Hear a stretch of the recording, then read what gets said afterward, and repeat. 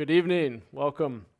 For our podcast audience, I'm going to repeat who our panelists are. So, hi everyone, and welcome to tonight's program with Inforum at the Commonwealth Club, building citizens and civic leaders from the ground up. I'm Matt Mahan, CEO of Brigade, and tonight it's my pleasure to be in conversation with Anaya Bankston, rising sophomore, Oakland Technical High School, and board chair of Generation Citizens Student Leadership Board.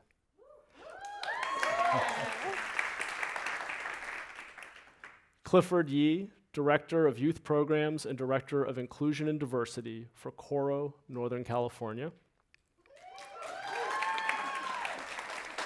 Kylie Hossman, Director, San Francisco Youth Commission. And Adam Kuby, 12th grade teacher, Oakland Charter High School, and civic educator. We're excited to dive into the current state of civic education, engagement, and activism across emerging generations. So let's get started. And I wanted to start by talking a little bit about the challenge of declining civic engagement that I think we face in our democracy today, and attempt to frame up for this conversation what the challenges are.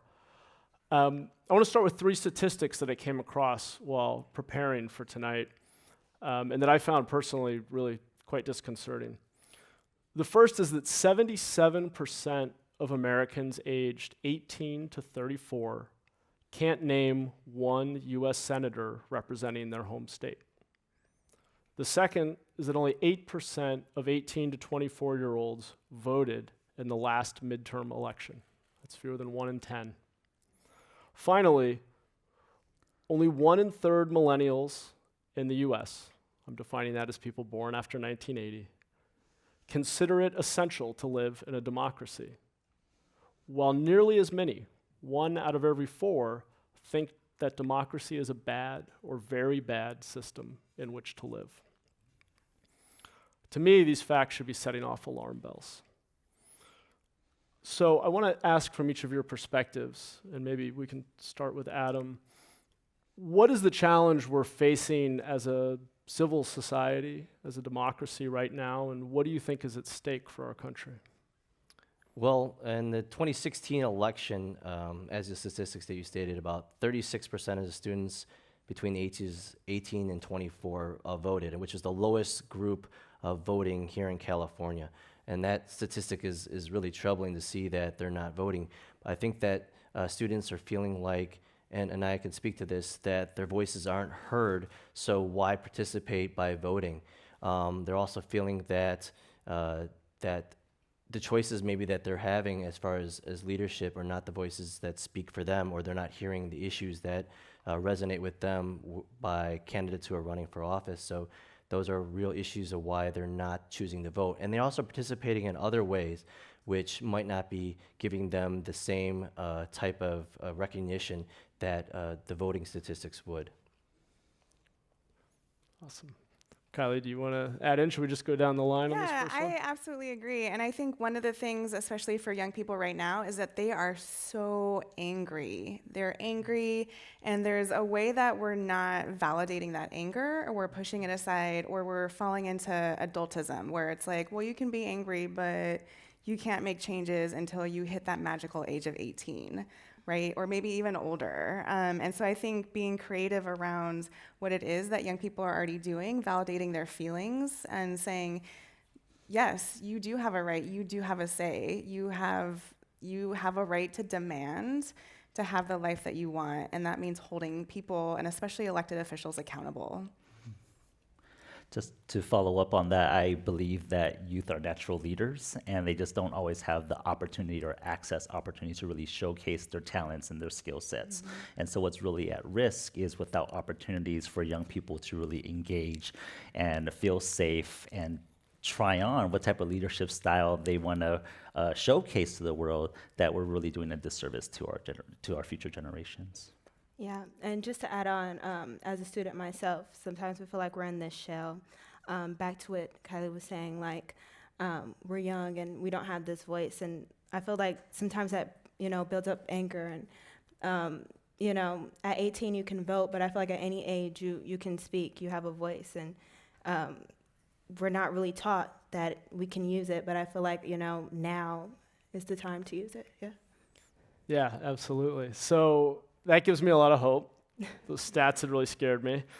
Still do a little bit. But you each in your own way buck that trend of civic disengagement that many of these scary statistics point to. And I was wondering if you could each share a little bit of your personal journey to civic engagement and what it was. Was there a moment or a particular person in your life who got you to the point of believing in your own power? I'd love to hear from Anaya Okay. first. Yeah, I was just gonna say I'll start. So I really feel like that moment came for me, specifically 7th grade year. I was a student with Generation Citizen, and you know, they came in, and you know, they were like, "Let's get to work. We're gonna talk about a community issue of yours, and we're gonna make some change about it." And right then and there, I was like, "Oh my God, I have power." And so from then on, I continued my 8th grade year where we got a lot of things done. And we focused on starting drug prevention programs in all OUSD schools, which is Oakland Unified School District. And we got so much stuff done, being able to work with my classmates and us being able to engage in something that is just really harmful in our community. And being able to have like the mic and the power in the classroom, no adult telling us like this is right, this is wrong.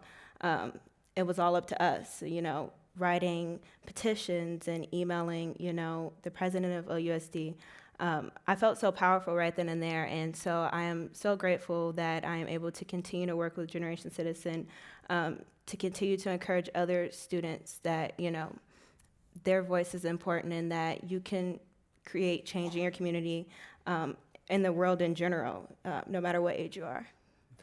And change obviously doesn't come immediately. So when you hit Right. obstacles, when Right. when the campaign you were running slowed down, what kept you going? I'm just gonna say like really my passion. You know, I know what's important to me. I know what I want in my future. I know what, you know, my community and what this world lacks today, and just having that passion to change. And go back to Generation Citizen, they kind of gave me that power as a student to feel like you can create the change, like it's up to you, you know, and just feeling like my voice mattered at that moment. I think that really pushed me to continue. Yeah. Just to add to finding your voice, for me, it really wasn't until the first year at college. So I was at UC Santa Cruz, freshman over there, new climate, and it wasn't until some upperclassmen, part of a student organization there, really took me under their wings, under the guise of, hey, let's go atomic bowling, and then really like invested in me as, hey, we're seniors, we see potential in you, and we really want to coach you to be able to continue this organization. And that was the first time for me that I really felt someone invest in my potential, and to be able to then continue to carry that forward now in the work that I do today. That's awesome. For me, I came out when I was in high school 18 years ago. When I was 17, I came out as gay. And from that work, there's always been this sense of something is right or something is wrong. And the way that that I was being treated was wrong. And so I don't know where that comes from, but I was like, I have to do something about it. And with one counselor, she was like, I have your back. What do we need to do? And so created a Gay Straight Alliance. And from there, that kind of gave me, I didn't want to be the president of that club, but because I was the only member, you know, it fell on me, which is a great learning experience, I think, around like youth leadership in general. And I think Anaya and I were having a conversation backstage where kind of being forced to join your Generation Citizen, right? Yeah. And so sometimes people, a lot of times adults will see things in young people and the young person doesn't see it themselves. And so from that point moving forward, I had a really great group of peers in college that really also challenged me around my own racism. So like I was solid on the queer and the feminism, but hadn't unpacked my white privilege yet. And so from them, they started to get me into that route and then slowly trickled into the policy route, which I'll talk about later. I'm originally from Chicago, where politics seems to be a city sport that everybody participates in. And I went to school in Iowa, which has the presidential caucus every 4 years, and getting to see that firsthand and being involved with that while studying at University of Iowa, I got involved in politics. I went back to teach in Chicago Public Schools and was teaching government. And most teachers teach it in a way that teaches kids how bills become a law and the three branches and whatnot. And those were the years that Chicago violence, youth violence, gun violence had increased, exploded because of the overturning of the Chicago handgun ban and the DC versus Heller case. And seeing my students need to have the skills to organize themselves and to fight for their own safety, their own survival, changed the way I taught civics in the classroom. And students really were coming to school engaged, wanting to learn the ways that they can organize themselves to solve the issues within their own community. So that was kind of how I got into civic education and action civics as the type of education that civics should be. Interestingly, each of you talked about experiences you had as students, as younger adults, and you described social experiences where other people encouraged you or where you were in a conversation with others. That's something we think about a lot at Brigade. We're building technology, but we don't believe that just tools and information are enough. It requires building community, identifying problems, and working together with other people. And it strikes me, another statistic I was going to share, and I will, is that in the 2016 cycle, 43% of K through 12 teachers said that they weren't comfortable teaching about the election in their classroom because it was too controversial.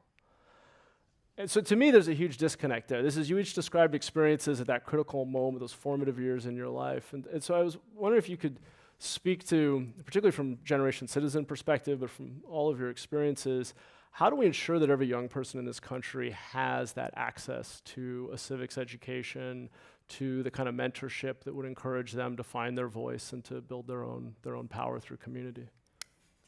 I mean, really for me, I feel like it kind of starts in like the school environment, in which I feel like we lack. And I know at school, it's the same thing for me. Like as soon as anything political comes up, it's like, oh, let's change the topic. We don't want to start a debate.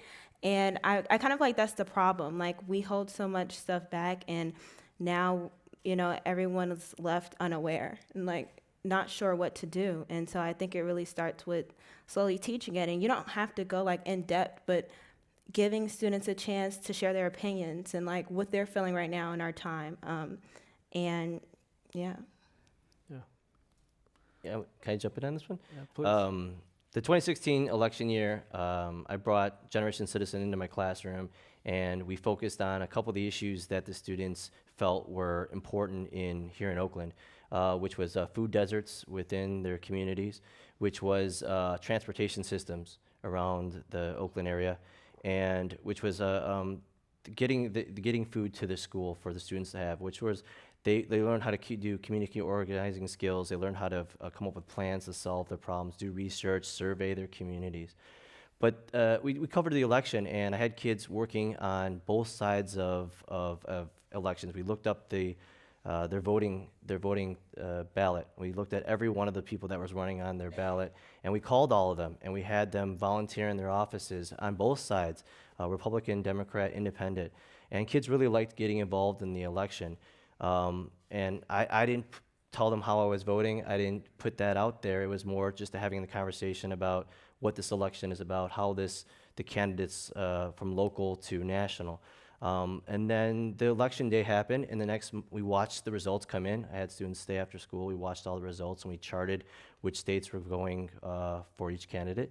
And the next day, they all came to school, and many of them were concerned about what had just happened, who was going to be elected, and I got an email at 3 a.m. from one of my students who was joining the military and was concerned, her parents are undocumented, that what does this mean that she's joining the military and now her parents are at risk? So they used those community organizing skills that they learned from Generation Citizen to help organize themselves around helping undocumented students in the classroom. Students that were, an Asian American student in my classroom organized a nonprofit with lawyers to come help students that were undocumented. Other students organized a walkout, but they didn't feel the walkout represented them. So they organized students talking about what the results of the election would mean on Oakland youth. So I think that the skills that Action Civics teaches students help when you give an election, but also helps in everyday organizing and kids working together. I mean, Anaya speaks great about all the projects she's done and working with students across the country with Generation Citizen, and I think that those skills help around elections, but also help with community organizing. And maybe for the educators and parents and others in the room, how did you deal with conflict? Did that come up? Did you face Yeah. any backlash about the topics you were talking about? Well, first of all, we have technology now that helps students to communicate, and I have friends that teach civics around the country. And what we did was we did video conferences before the election and after the election, so that students could talk about the issues that were local to them. Students' issues in Oakland are different from Philadelphia, or different from Chicago, or different from New Mexico. And getting them to communicate using video conferencing technology gets them to talk about those things and communicate and see the issues from another student's perspective and share their own to try to teach them about what is going on in their area. So I feel like that helps them to understand the elections really in a way from a more national perspective, but also understand from a local perspective what's important to them.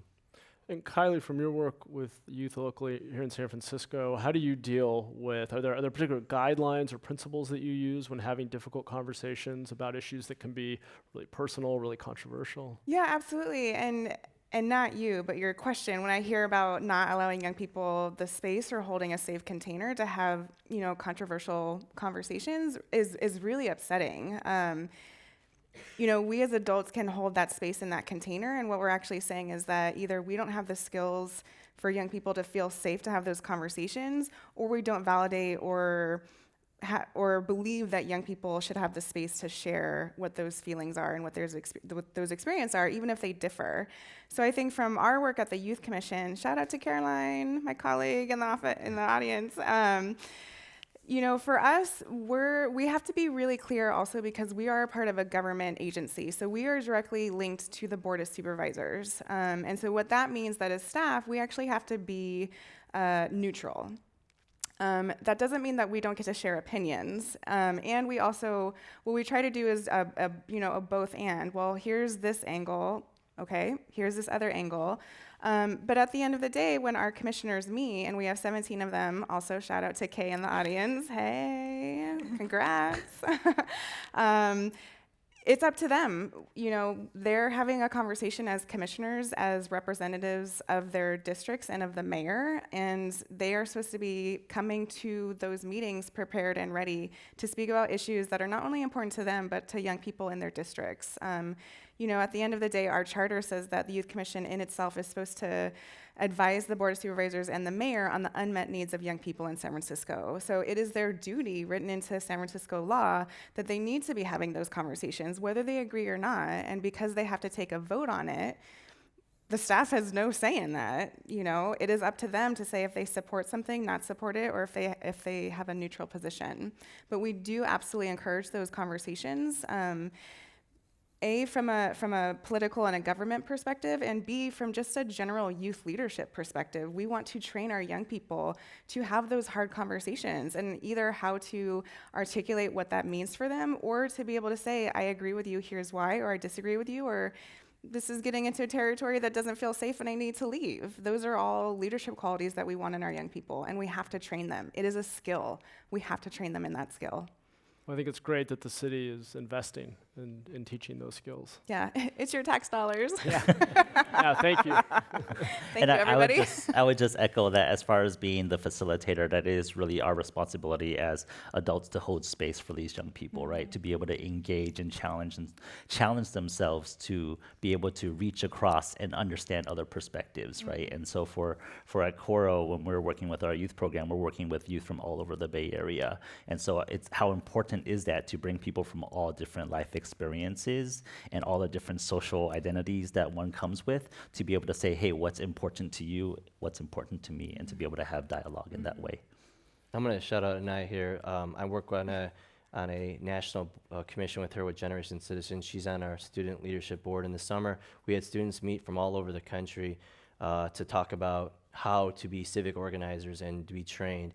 And I think that once she was the student leader that brought all the kids together, got them kids that had never gotten on a plane before, never been out of their home cities, coming to the Bay Area to meet, to discuss how to be better civic organizers and be change makers. And she's out there introducing her Bay Area to all these kids coming in here, meeting with teachers and staff members and other students, and getting them to work together and talk and to come up with solutions to the problem that you're saying is civic engagement, and how do we get more kids like her to be civically engaged. And I think that those conversations and that teamwork that kids are leading and by doing is fantastic.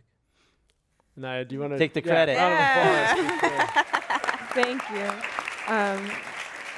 I mean, for me, I was explaining to them back there, like, sometimes I don't really look at myself and be like, oh my God, you're such a leader. Like, and so like, when I hear people tell me this, or they're like, oh, Anaya did this, I'm like, I did it. And it just comes like so natural for me.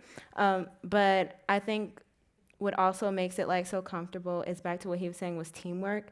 And when you're with like another group of students, I don't know, it feels like there's just like this power in the room where we like all connect, and we can all be like vulnerable to each other, and we can all just like kind of fill each other with our emotions and our thoughts, and just be like so supportive. So, yeah.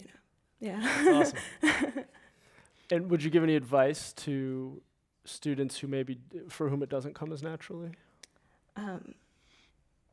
I mean, don't be afraid to like come forward to something that makes you feel uncomfortable, or even if it's as simple as asking a friend, asking a teacher, asking a parent, like, just don't be afraid to use your voice. And I know it's hard because I've been saying that this whole time, and it was hard for me at one point to come out and say, something that bothered me. But I mean, like, trust me, when you do, it feels so much better. And like, I don't know, like now I can't stop talking. Like, You can moderate.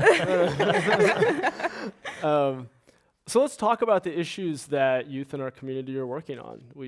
I feel like our politics is so dominated by the national political environment, national media, issues that maybe are of interest to older voters who vote more consistently and therefore have more political clout. What are you hearing people talk about? What are the issues that are of concern, particularly to younger residents right here in the Bay Area? I mean, I can start, and what I'll share is for Coro, we run a summer leadership program, and so this past summer we had 23 high school students from 17 different high schools in 10 Bay Area cities. So really, as far as folks coming from all walks of life. And what we do is we really feel that in order for people to be more effective leaders, they need to be able to work and lead across difference.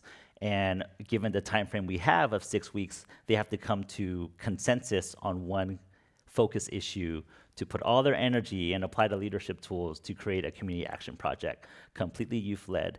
And in that process, we have them do a persuasive pitch. So you have 2 minutes, pick an issue, what can we do in the time frame we have, sell it to the cohort, and then we're going to go into a group decision-making process. And so everything that was being put up on the wall and being pitched was everything from housing, homelessness, just cultural appreciation, media portrayal of immigrants, voter education, just like all over the place. And so shout out to, I know there's several Coro Youth Fellows in the audience there, and ultimately what they do is they then go forth and design and deliver a community action project that engages the larger community.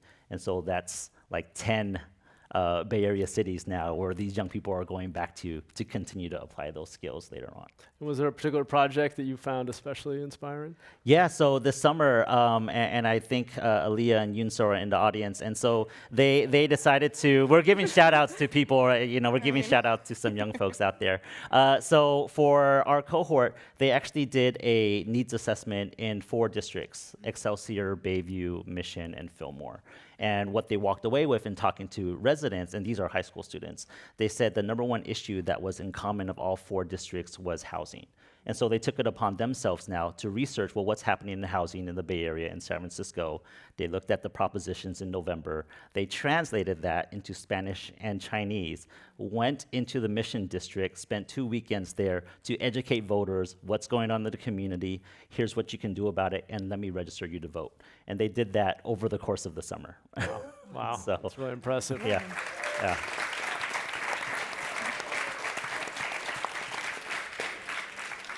I would just love to piggyback on that, because as the Youth Commission, who is chartered to advise the Board of Supervisors and the mayor on issues impacting young people, if there's any of that data or the needs assessment, please schedule a presentation for the Youth Commission so they can hear that, and we can maybe build some bridges there and start to do some policy connection.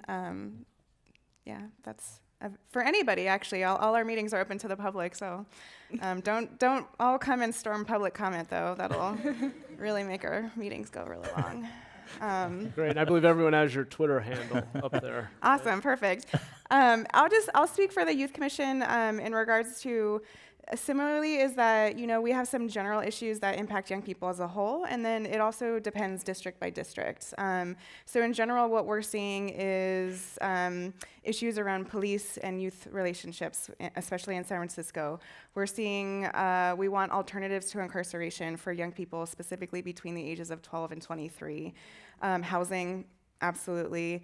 The civic engagement piece, yes, San Francisco for the Youth Commission, we really tried to mobilize young people to get the right to vote in local municipal elections through what is Vote 16, Generation Citizen, and some other folks in the room may know that. We lost by 3%, but there is the desire that young people in San Francisco want the right to at least have the choice in something local. And so that is important to them, as well as also finding other ways to make voting in particular accessible. And so I think through trying to figure out how young people can be involved, particularly in a voting sense, is that they realize that, you need an ID even just to pre-register. You need to have proof. So let's not even talk, well, we should talk about how that already, alienates undocumented folks. And then B, young people, especially in San Francisco, they're not really driving. They don't really need to, because we have good public transportation.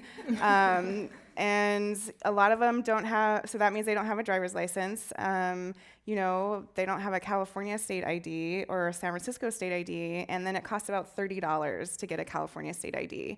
That's not accessible for a lot of young people. And so it's even finding, and that's not like the sexy, juicy policy work, right? It's like, hey, let's lower the fee for California state IDs. But it's something that actually creates less of a barrier for that kind of longer term goal, the sexy, juicy one over here. So we have to get there step by step.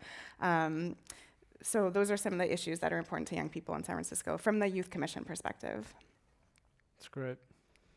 So 3 years ago, our students decided to pick up the issue of, I said food deserts here in Oakland. And they took that issue and they came up with a solution, which was fruit gleaning, picking fruit that was going unpicked at people's homes that either couldn't pick the fruit or had no need for it to pick the fruit. And then they donated it to food banks and to schools. And so that project, which was, we're doing shout outs to student Anna Louie, that was her project. She gave a speech on that and we picked up that project. Then turned into next year with, this is all through Generation Citizens Action Civics program, was to then build a sustainable garden. So a student named Julia Chen decided to want to build a student garden on campus where we can actually grow fruits and vegetables to donate, right? So we built that, and we had the environmental club pick that up, and then they did that. And then another student goes, well, if we're going to build a sustainable garden, I want to build a STEM lab where I can use 3D printing. And Leo Wu took that and said, well, we're going to build a STEM facility on campus with the help of a teacher. And they came together, and their project last year was experiential learning, which is hands-on learning, that it's not just sitting and getting lectured in a classroom, but it's going out and learning through experiences, which Generation Citizen kind of started them off and saying, well, if we can learn civics by doing it, why can't we learn anything by doing it? And so students really pushed for that, and we have a new STEM class at our school this year, and students are really getting involved with owning their learning and being a part of saying, how can I learn this in a way that might not be from a lecture, or if I'm not getting it through a lecture, how can I learn it in another way? And students are really involved in reflecting on their learning and then coming up with plans and working with their teachers to create a learning environment where they are getting the skills and knowledge that they need. And I think that Generation Citizen offers that, but it can mold into anything as far as the students' concerns are. It's an incredible gift to give them. Anaya, what are you and your classmates talking about? Yeah, so I think I mentioned previously, me and my classmates came to the conclusion that drugs was a community issue, and then we came to the solution of starting a drug prevention program in Oakland Unified School District. Unfortunately, we didn't start that, but we were able to do a trial run with a student supporter in OUSD, and he kind of came out, and we got to kind of do like a practice run of how we would want it to look, how we would want it to be ran, like what would we do in those classes. And, I really like what he was talking about, where Generation Citizen, they kind of promote these things of like taking action on any issue that you have. And I feel like sometimes that turns into other things. And so like we couldn't go through with having the drug prevention program, but a lot of students end up doing so many different things and taking action on a lot of different things. And like one of the big things that I saw this year was the walkout for like the Parkland shooting, for example. And seeing students be able to take action on something that's like so serious is just amazing to me. So. Yeah, absolutely. And do you think that what we saw with Parkland students, is that representative of more interest and more engagement? Do you feel like something changed? Definitely. I think sometimes, or at least I know I do, when I hear like the word politics, like I get so intimidated and I'm like, what? And right there, seeing students take some type of action, like little do you know that's a part of politics. And like, I feel like that's a huge step, and it's really broken a lot of kids' shells as far as being comfortable with going out and taking action and speaking your voice and saying what's important. And I feel like now as students, like we have grown a lot of confidence after that, especially through like the walkouts. It was amazing to see how many kids, how many adults as well, coming out to support these walkouts. Yeah. Can I jump in on that one? Yeah, please. So I think what you see with the Parkland students is action civics at work. I think those students learn how to be, learn those skills from their classroom, but also working together and developing those skills. And I think that we would all hope that our students would take action and be great public speakers and to organize themselves around an issue like that. But I don't think that they're the first to do that. I think that you see students in Chicago that have been doing this for years around gun violence. And as I said, that I was teaching there when I saw that them really organizing themselves around that and being really community organizers and action civic superstars. I think that we're seeing it now as a bigger in the media, and also a bigger thing. And I think that shows us the importance of teaching students how to do that. If that is what the bar is that we want to see students to do, is to be able to speak on an issue that is affecting them and to organize and plan systemic change, that's what we want. I think I heard the statistic that between 2016 and 2018, 7 million people who could not vote in 2016 because they weren't of age are now going to be eligible to vote. And those kids are organizing them around one particular issue. But I think that if kids organize kids around all different issues, as Anaya is saying here, whether they're local or national, you're going to see kids really see the fruits of their labor. And I think that politicians and their local officials and national officials are going to take notice that kids are organizing themselves around voting, around making changes in their communities. And how do I partner with them? How do I empower these kids to work with local organizations and nonprofits? And I think that starts with a classroom that has Action Civics in it. Let's talk about that. So you and I both mentioned this concept of an action civics curriculum.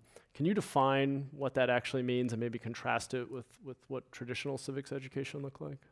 Anaya, what do you think that what would be different from the education versus an Action Civics education? Goodness, good question.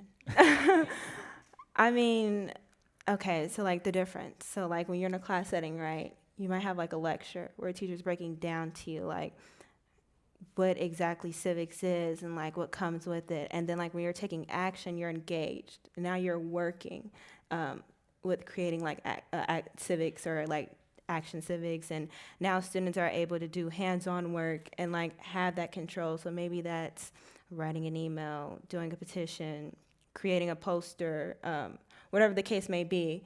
It's more engaging. Yeah. So you're kind of co-creating the Right. content and the curriculum as you go through this process. Exactly. Yeah. I'm gonna use one of the organizations I work with's tagline. Democracy is a verb, right? It's not just something we study, and we're not just simulating it in the classroom. We're actually doing it and making systemic change with that. And I think that I used to teach civics, and they were telling me a lot of times do simulations in the classroom or just have them understand the mechanics of how a democracy works. But if you don't actually exercise that muscle and get students to write petitions to their congressman, sign a petition, come up with a game plan, organize their youth in their school, organize the youth around the city, then how are they going to do that when they graduate and become in society? So I think that Action Civics is experiential in the sense that you're doing it and you're getting involved and you're organizing and you're team building and collaborating. You're not just learning it in an abstract. Yeah, that's so much more fun than the civics class I had in 7th grade. That's great. So Kylie, Cliff, your organizations definitely believe in democracy as a verb. Could you talk a little bit about your work and the kind of change you're trying to create? Mm-hmm.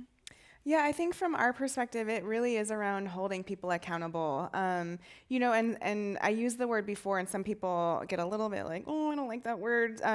So the difference, or if we want to go like, the nice route of like asking, or the more direct route of a demand. And so young people having the right to ask for the things that they want or the right to demand the things that they want, right? And so depending on how you're feeling, which one feels better for you. I'm in favor of the demand camp because young people should be demanding those that other people voted in office to do what the constituents want. Young people are also their constituents. So from our perspective, yes, young people should absolutely be hitting the ground. They should be having conversations. They could, but they shouldn't, right, feel intimidated to speak with people that are holding power, especially around policy. And so that's one of the things that we're constantly trying to break down for them. And I think also what's interesting around this curriculum conversation is that we don't teach young people how to do this. We don't teach young people how to organize. We don't teach them Yet. Yes. And I Right. think that we're seeing that We're seeing the mobilization more. happening. I think Generation Sister works with 50,000 students across the country in the years that they've been going from 2008, right? That's 50,000 students that are like Anaya, that are getting more involved. And I think that there's other civic organizations that are organizing kids to do this. But I think there's some legislation in some states that are pushing Action Civics to be a part of the civic curriculum. I think it takes teachers saying that it's okay to do Action Civics in your classroom, that it's not going to jeopardize your job, or it's encouraged to get kids to go outside, do field trips. It's going to be funded. It's going to be supported with financial and resources. It's going to be supported by your administration at your school saying, you know what, this is teaching kids creative, critical thinking, analysis, problem solving, collaboration. So they see it work, and then they get behind it. And I think that parents need to demand it of their schools. I think that if you want good civic education, you want your kids to have the skills that all the colleges are looking for. You need to support that at your schools and go to school board meetings and saying, you know, we need action civics in the classroom. And I would also even like to have a conversation, or I'm curious too, also from a young person's perspective, of calling it civic education or civic engagement. For me, it's kind of like is there something like a little bit more juicier, to like engage young people in a way where they say, yeah, that actually I'm struggling with that. There's something that I can do. But even something about the language feels a little bit like off to me. So I'm curious if that, like when you hear civic engagement, is there like, what's the feeling for you? I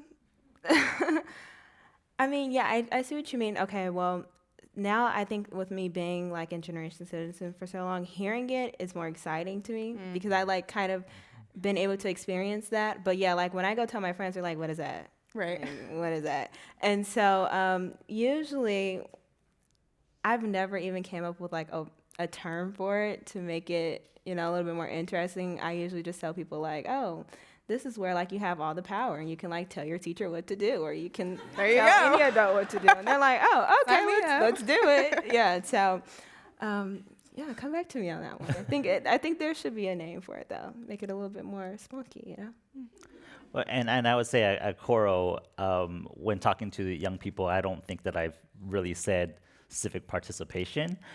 And what I do tell them is this is how you can have power. This is how you can make a decision. This is how you can come together, find your voice, and make a difference. And what I really appreciate about what you said, Kylie, is access to decision makers, right? And so for our young people, particularly when you talk about experiential learning, it's I'm going to give them the leadership skills so they know how to work together, ask effective questions, figure out what are they passionate about, and then put them in front of people who are stakeholders, who are, for example, the mayor of Oakland, Libby Schaaf, to put them in front of these people to say, great, we want the young people to take ownership of this interview. And so what that means is they develop an outcome for this conversation and they develop the questions. So we hope that you can respect them so that they can, fully experience what this is like. And then we debrief that, and then we talk about just how important that lesson is, particularly for their engagement. So I have to ask you all about the role of technology. I started a civic tech company called Brigade to try to inspire more people to participate in their democracy. You all are organizing at more of a local, maybe regional level. Is technology an asset? Is it a tool? And if so, how do you use it? Or is it a distraction? Or maybe worse? For our Generation Citizen projects, we use a lot of Google Docs to get students to collaborate. When you have 30 kids working on one project across a classroom, having technology so that they can work inside and outside the classroom and share their thoughts, share their resources, share their plans, and have everybody able to see it, that's important. But I think that when we're talking about this United States is so big that students need to communicate across the country, and I think kids are on social media, kids are sharing their ideas, but not in a structured way, and it's incorporated in the classroom. And I think that having students use video conferencing and chatting with students across the country, I think that was when I did it in 2008, and I remember it took a video crew coming into my school and every other school, and then setting up a special Wi-Fi network to make sure that the line would go. But now we have all this technology to do it, and getting kids to talk from around the country to each other about these issues and about what's going on in their communities, and sharing that is huge. And they're organizing themselves using social media. I think these students at Parkland show that social media can organize all of them together to meet at a certain time, get their agendas out. They can edit the agendas and work together and share things, and then speak to their decision makers via social media. I think that they're showing how to take social media back, rather than just tweet things that might insult people. They're using it to tweet out, let's be at a certain place at a certain time and let people know what we're doing. They're using it to organize. Yeah. And I wanted to add on to what he said. I think technology is definitely a tool, because I would rather like be on my phone in class to learn about civic education. And like, but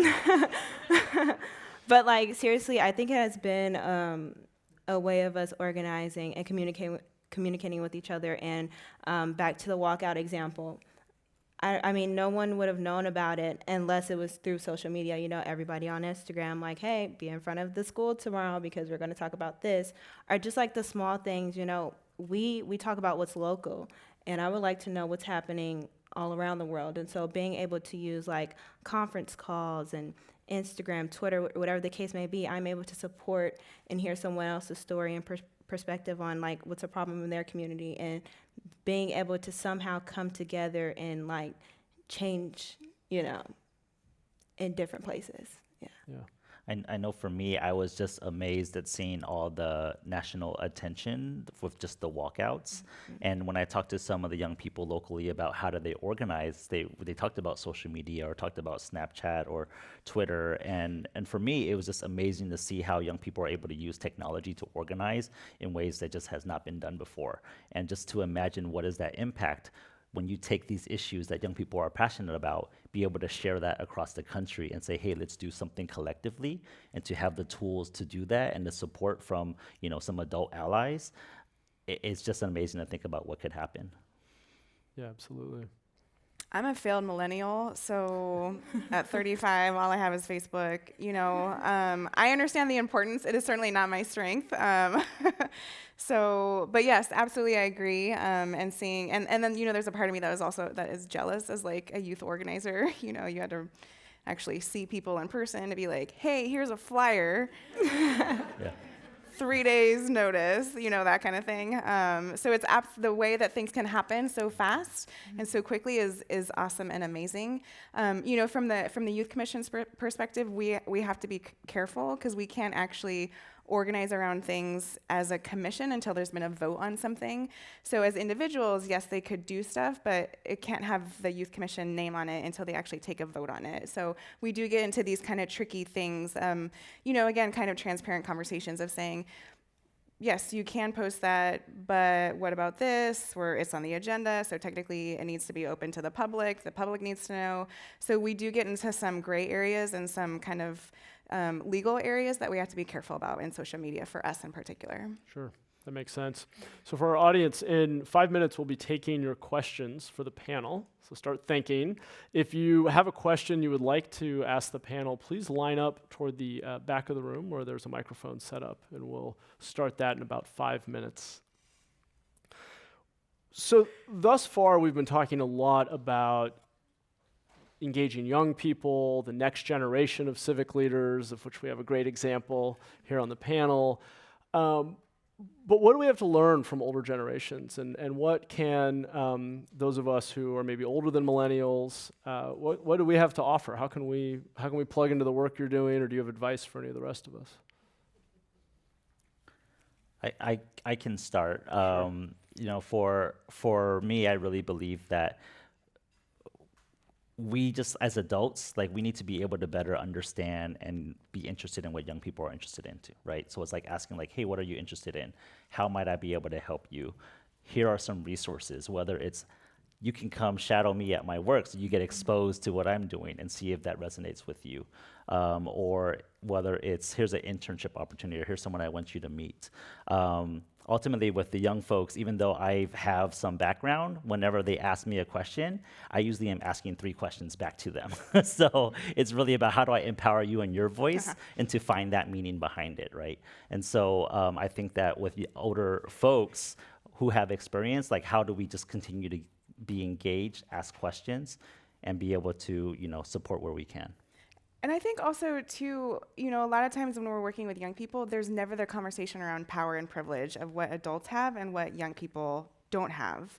And so there has to be a recognition and a self-reflection that adults hold power. And so it's how we either use that power to work with and support young people to help build their leadership. Or we're going to keep going into these cycles where we're invalidating young people, or we're going to keep playing into ageism and adultism every step of the way. And so I think those are really important conversations, for adults to even just read a little bit around what does that actually look like for me as an adult, and especially positions where there might be some hard decisions that have to be made. You know, if we show up into a room, you know, we're going to be taken more seriously than you are for a lot of different reasons, you know, and so we need to be able to take ownership and have conversations about that. And I forgot my train of thought, so I'll just pass it along. That was well said. Thank you. Until then. So Generation Citizen has an Action Civics Fair every semester that they do their projects and students are presenting their works. I think that the older generation should be there to listen to their work and to look at their projects and to give them the voice and validation that they deserve. I mean, they spent a lot of hard work working on those projects. They should listen to them and say, well, how can we partner with you on this project? How can we work together? I think that students are eager to work together. I think the younger generation are holding their hand out. The older generation should be like, how do we grab that hand and partner with you? So I think that's one step. I think the other step is really to talk about funding. I think that we see Action Civics as a way to do this and teach this. They should be at their school board meetings and supporting it. As taxpayers saying, you know what, I want my tax dollars going to support these programs. I want these tax dollars to support these youths and ways that they can give them internships and other opportunities. So, you know, that one thing is to listen to them and partner with them, and then other was is to give them financial support to allow them to do the work that they're doing. And now you're going to have the last word on this. What can all of us old fogies, what can we do to be helpful? I really love what Adam had said. And that's really like us children being able to partner with adults and kind of cut that division of like, you're an adult, I'm a child type of thing. And us being able to come together because, you know, adults, you guys do have more of the power. And when you guys come to us with your interests and your questions and wanting to partner with us, I mean, we can be like one powerful unit. And so I think just some unity bring us together. Awesome. All right. Well said. We're going to go to questions. I want to remind our question askers that questions are sentences that end in a question mark. But I think we're ready to begin. Hi, thanks so much for speaking tonight. I was blessed to go to a private school growing up that focused on experiential learning, and that was because that wasn't available in public schools. And now I have a 9-month-old child, and I'm already thinking about how I'm going to educate him. So what's something that I can do to have an impact to make sure that he is able to have an experiential learning ecosystem that he grows up in besides going to private school? Well, I think one is being informed about what your schools are doing as far as in the classrooms from K through 12. I think that if kids are doing hands-on activities and really learning from experiential learning, then you know that that's going on in your classroom. I think that, you know, over the past years that I've been teaching, there's the testing environment, right, which changed the way we teach to the test. I have to make sure that these students get this content to do well on this standardized test, which is not helpful. I mean, I think there is a value for standardized testing, but I think there's a bigger value for experiential learning. And I think that if we're doing more experiential learning in class, they're actually going to do better on the exams. Studies have shown that students who do experiential learning, Generation Citizen, do better on the AP US government exam. Studies have shown that. So and that starts at a kindergarten grade. I have a lot of students in my class that are always just about the exams. And when I brought experiential learning or Action Civics in the classroom, they're like, is this going to be on the exam? Is this going to help me do better on my exam? And I'm like, yes, this will. And those students that embraced it and their parents that embraced it, it created a much better classroom. So I think that as a parent, making sure that that's happening in your classroom from the beginning is important. Thank you. Does anyone else want to chime in on that one? All right, I think we'll go. I would just add finding a community-based organization. A lot of them have programs for young people, not just about after-school programs. I'm thinking in particular in districts 3 and 6. There's SOMCAN and there's CCDC, which I can explain what those are. But they all have some sort of program that is about developing youth leaders around community-based issues. So I think it might just be a little bit of research around they are doing things in the community, and it's just about plugging either yourself or your child in there when it feels like a good age to do that. Hi. So you're talking a lot about how adults are kind of like the adults are talking to kids, but I also feel like there's the other adults that would be like, oh, get involved, but then that's where the conversation ends. they'll kind of be, oh, get involved, but then they don't give you any options. They just tell you to get involved because that's what they're supposed to do. So what should we do about that problem where adults don't really help their kids get involved? Throw it back on us. Great. What's your suggestion? Tell me more. Make it their responsibility. If they're dangling that in front of you, make them follow through on it. That's ridiculous that they'd be like, get involved, and then they have no recommendation for you. That's silly, and I'm sorry if that is something that you have actually experienced. Adults should not do that. If they're going to offer up a leadership opportunity or a way to be engaged, there should absolutely be at least 3 minimum recommendations or resources to follow through on.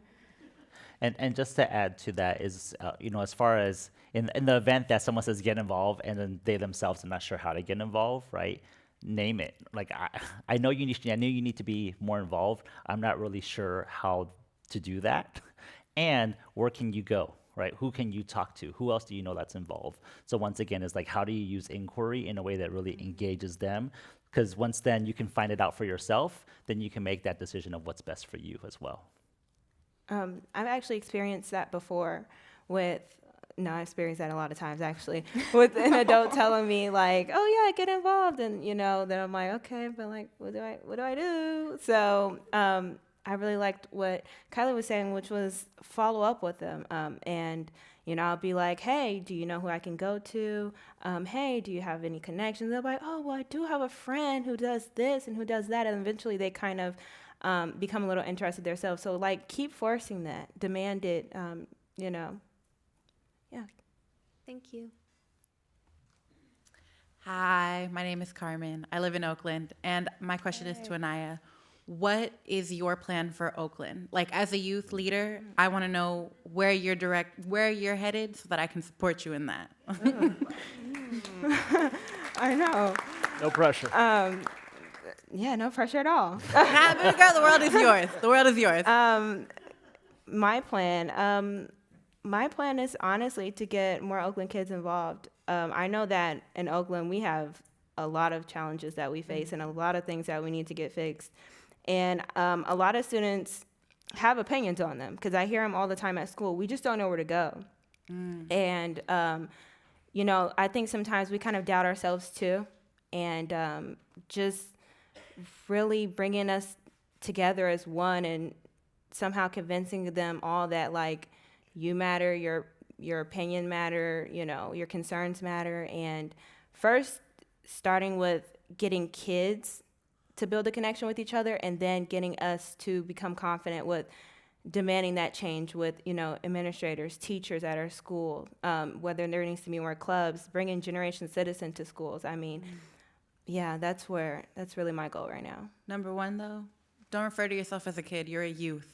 You're more than just a kid. You're more than that, okay? Thank you for your all. question. Hi, it's really inspiring to hear all of you and to see this next generation of leadership getting more involved. I got involved in the 1980s, back when Ronald Reagan was president, and I remember people who are older than I am talking about the 60s and how the civil rights and other movements started then. I'm just wondering, how do you see the differences in today's generation of young leaders versus people who came of age in my time or even before that? Are there important differences other than you have much better tools, you don't have to write letters on pieces of paper? Or is there something more fundamental that's different now that we can be supportive of? Until we know what it is, it's hard for us to help. So you can give us some advice. Yeah, I see in my classroom, my students are much more accepting of each other and much more accepting of the differences that they have, and they're open to listen. They're very empathetic towards each other about what's going on in their community, because Oakland's a big city and they don't all live in the same neighborhood, or they're different parts of the Bay Area. And when we go to these Action Civic Fair, they're listening to each other. They're eagerly looking at their projects that they're working on. So I think that this generation is much more empathetic and much more accepting of the differences that lie within them. How do we support that? We encourage that. We encourage that from a young age, that they should be, that's good behavior, to be inquisitive, but also to be listening and accepting of the other students in their classrooms. and encouraging them to meet other students that are not in their direct space. I think that's one way. I would just add that I also believe that given that the folks that we're serving nowadays, young people, they just come with a lot more ways that they identify. And so how do we honor that? And how do we validate them and what they're passionate about? And how do we bring people together who have a lot of just different ways that they identify to say, what is our common goal, right? What are we passionate about? What can we do together to make a difference? And so to really be able to celebrate that as well. I would also say outside the box thinking too. When I think about civil rights movement or the gay rights movement, anything around like the 60s or even when we're getting into the 80s, and I think in particular like Queer Nation or ACT UP, and in this generation, there's an acceptance of one, honoring the folks that came before us and saying like, thank you for the hard work that you did. You really paved the way for us, and then an ability to say thank you and we need to try something else, or we tried that and maybe that worked then, but it doesn't work now. And so we need to be a little bit more creative or a little bit more outside the box at the same time that we're still saying we honor our ancestors that did the hard work before us. And so that's something that I'm seeing as well, is just around this openness to be creative at the same time that we're giving thanks to the folks that also paved the way for us. Hi guys, we have time for 2 more questions. Please find the panelists after during the reception. I'm not sure about other legal offices, but I know that to run for president you have to be 35. Do you think that part of the reason young people have trouble getting into politics is because they don't see themselves represented, especially in legal offices? Yeah. You know what? I think that falls back to what we were talking about earlier, where usually you're kind of told like you can't get involved until you're like that magical age, which is like 18. And, it can be hard for you to like see the future when there's this age that's kind of like preventing everything. And so to answer your question, yeah.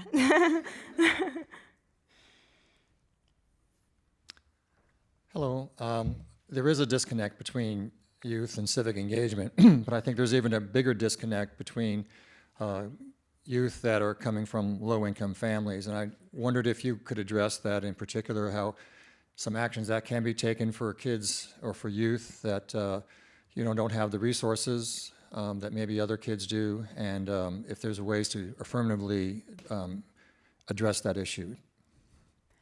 I think we need to start having a bigger conversation around paying young people for the work that they're doing. It becomes an equity issue around labor, and I'm hearing like probably older activists is like, you should do that because you care about the community.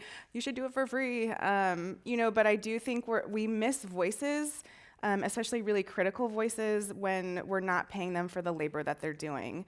And we run into this at the Youth Commission because they are not in the charter. We cannot pay them.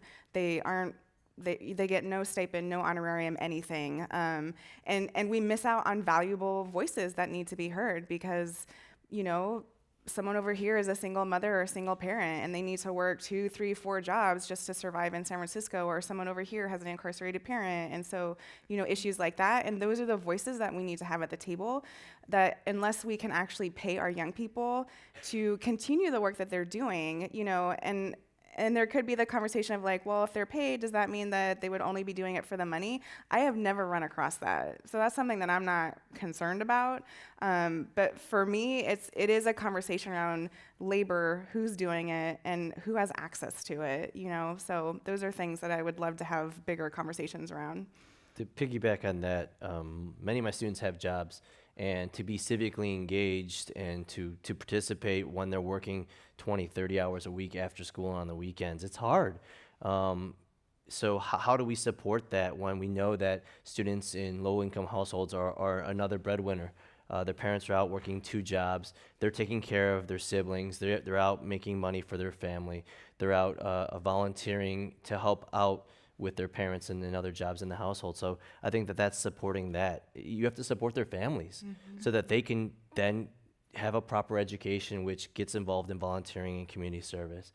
When these students don't have that as an option, or they are doing a lot of the labor in their household, speaking of, not getting paid, that's hard to do all this community service and civic engagement work when they got a lot on their plate. And then supporting them emotionally. I think that a lot of these students don't know where their role is, or they don't feel like the community is open for them to even do this work. So I think that has to be opening the door and saying, come on in, we want to help you. Or not help you, we want to allow you to do the work that you want to do. And I think that plays a big part. I would just say that in San Francisco and Oakland, where there's just so many youth opportunities, at Coral, we're seeing people who want to apply to our program from Richmond, Hayward, Livermore, Pinole, Pittsburgh, you name it, where there's not a lot of opportunities to engage. And so we really feel a responsibility to remove all barriers so they have full access to our program. So that means we're giving them a transportation stipend. Someone racked up $200 over 6 weeks to just commute back and forth on BART, right? But they can participate in our program. We're giving them a financial stipend.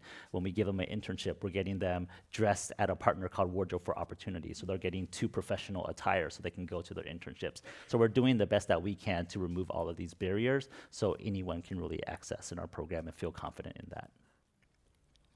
Yeah, and I was just going to say, getting a stipend is one thing, but having teachers, I'm going to put you on the spotlight now because you've been doing it all day, like Adam, who's like super supportive. Like when you have any adult, but especially teachers at school who are encouraging you and being willing to go beyond, their way to make sure that you're engaged and, you're able to make some type of change, I think it's just 10 times better. I mean, because that's where it all started with me, was having an adult who encouraged me and who genuinely pushed me and wanted to, hear what I had to say.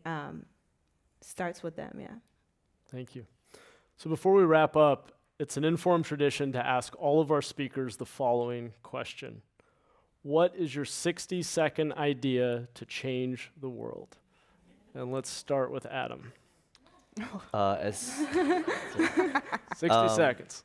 As soon as these youth that have done Action Civics become eligible to run for office, I hope you support every one of them running for office and getting their voices heard and becoming a part of the future of our communities, because they're ready.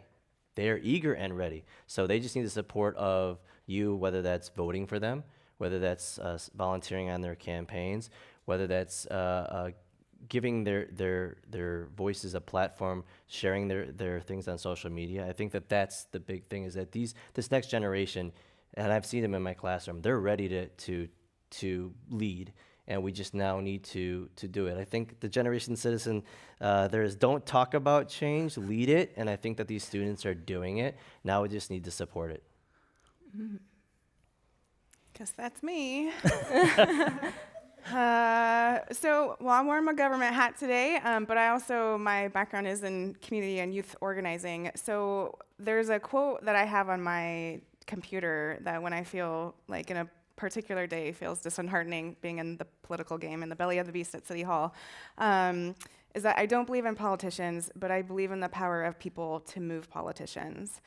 And so for me, it's about how do we engage young people in particular to mobilize their peers to hold anybody in a position of power accountable, and how do we get them to move people to meet their demands? My turn. One of the challenges that I see, particularly in a nonprofit space, is the lack of funding, and that because of the lack of funding, nonprofit organizations who are doing quality work have to constantly compete against each other for a finite amount of funds. So what I would propose is that there be infinite amount of funds available for all nonprofit serving organizations, particularly that fund youth civic engagement and youth-led projects. And so when young people have an idea, what's your idea? Great, let's go fund that. And so that way they can dictate what they want to do with those funds. Mm-hmm. Started getting you adults out there to listen to us children with your hearts and not too much with your power, because I feel like you guys know you have power and that you are older than us, and sometimes that gets in the way. But once you listen with your heart, that emotion comes in. Eventually, you'll break down, you'll give in, and we'll be able to make some real change because we are the future. You are. Awesome. Thank you. Thank you. All right. Let's give a big round of applause to Cliff Yee, Anaya Bankston, Adam Kuby, and Kylie Hossman for joining us tonight.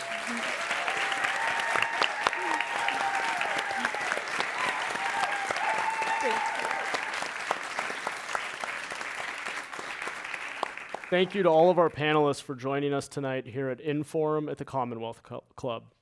Thanks to tonight's sponsor, Levi Strauss & Company. We invite you to join us out in the lobby for a light reception. I'm Matt Mahan, CEO of Brigade, and thanks to our audience and our listeners. Have a great night. Thank you.